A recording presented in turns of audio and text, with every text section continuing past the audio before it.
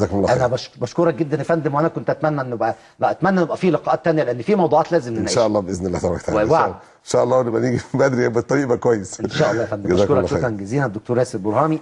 اتصور ان هناك في اجابات سريعه، انما في اجابات في النهايه يحسب لهذا الرجل الصدق.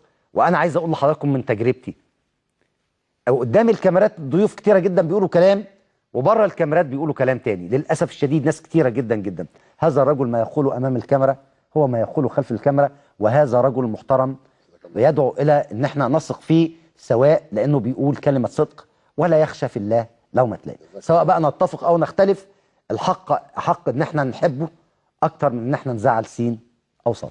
بشكرك فندم.